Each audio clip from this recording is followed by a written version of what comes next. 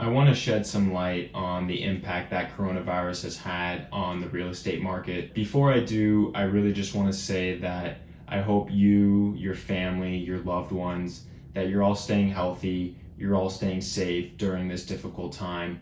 It's not an easy time, and I hope that you're utilizing the right resources, the right references to be making the right decisions so that together we can all get through it. This virus has had a huge impact on the world as a whole globally, from an economic standpoint, a societal standpoint, emotional, physical, mental, you name it. This virus has taken a toll on all of us. Today is March 26th, and a report came out this morning that there was an increase of 3 million applications for unemployment.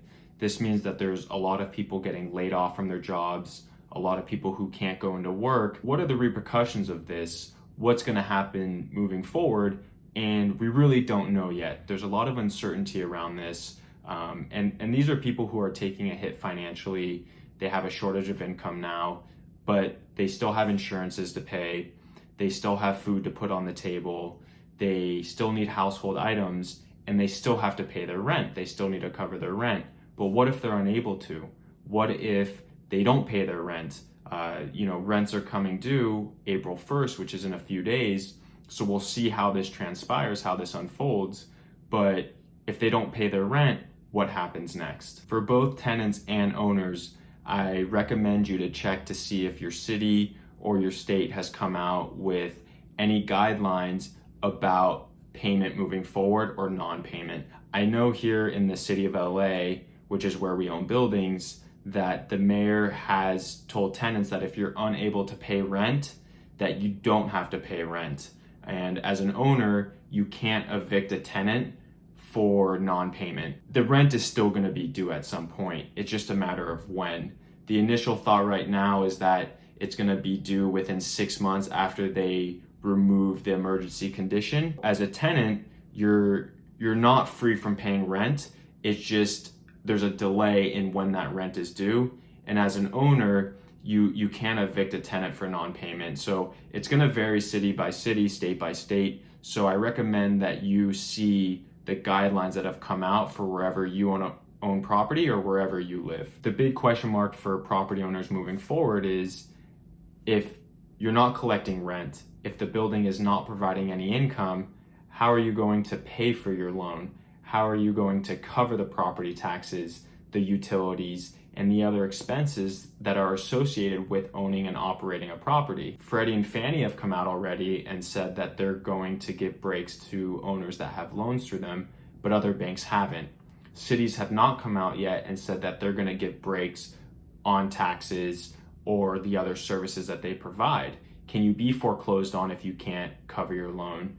Are you going to be penalized or receive late fees for non-payment from the city? What we're doing is assuming the worst case scenario, that we're not going to be collecting rent or collecting any income for the next 9 months through the end of 2020. It could be shorter, but we really want to make sure that we have a cash reserve on hand to pay for the loan, to pay the property taxes and all the other expenses. What I recommend is figure out what is the monthly overhead for your building, for your property if you're an owner, and how much cash do you need to keep the building running, functioning for the next 9 months, potentially longer, potentially shorter. In terms of buildings being bought and sold, we have seen a slowdown in the number of transactions.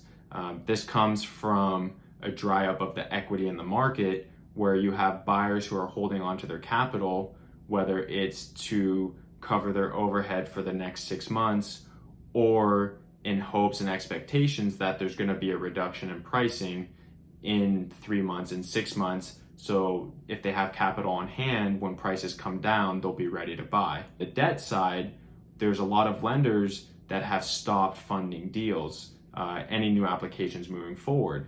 So between the amount of capital that people are trying to place and the debt that you can get on a building from a bank, with both of those slowing down, we've also seen a slowdown in the number of transactions that are happening and the amount of buyers that are looking to buy new properties for themselves. We really don't know how much longer this is going to last.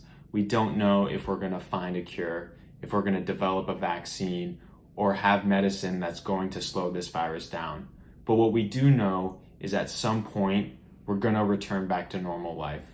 People are going to go back to work. Restaurants are going to reopen. The stock market's going to bounce back.